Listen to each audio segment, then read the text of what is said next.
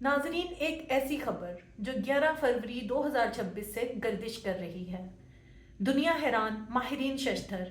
America अपना सबसे तबाहकुन बम हथियार ईरान के हवाले कर बैठा। जी हाँ नाजरीन, 14 टन वजनी बम अब ईरान के असलहा खाने की जीनत। अब दुनिया का बेहतरीन bunker buster bomb GBU-57 Iran के हाथ लग गया है। दिसंबर 2025 से ये रिपोर्ट्स आ रही थीं कि ईरानी मिलिट्री इंजीनियर्स ने फोर्डो से उस अनएक्सप्लोडेड बॉम्ब को रिकवर कर लिया है। एनालिसिस हो चुका है और तेहरान टाइम्स के मुताबिक जॉय अलॉय स्टडी जो है वो हो रही है, यानी कि उस बॉम्ब के मटेरियल पर काम हो रहा है और गाइडेंस सिस्टम GPS इनको रिवर्स किया जा रहा है।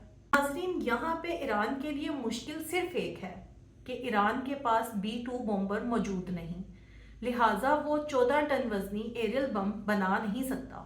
लेकिन अब भी मज़ा आएगा आपको ये जानकर कि ईरान GBU-57 की वार हेड टेक्नोलॉजी को अपने मिसाइल में कॉपी कर सकता है। ईरान के पास इतना कमाल का त्यारा मौजूद नहीं है जो 14,000 किलो का बम ले जा सके, लेकिन ईरान इस GBU-57 की वार हेड टेक्नोलॉजी को अपने मिसाइल में एंटर कर देगा।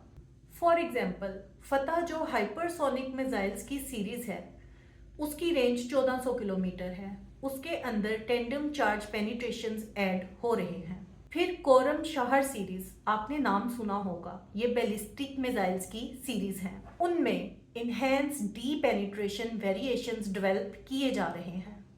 अमेरिका ने 20 साल से जायद लगाए थे इस GBU-57 को बनाने में और बिलियन ऑफ डॉलर्स खर्चा भी किया था। अब वो technology free of cost Iran के हाथ चली गई है। अब यहाँ पे ज़रा आयरनी समझिएगा आप कि अमेरिका ने ईरान के न्यूक्लियर प्रोग्राम को तबाह करने के लिए एक बम भेजा था और उसी बम ने ईरान के न्यूक्लियर प्रोग्राम को अपग्रेड कर दिया।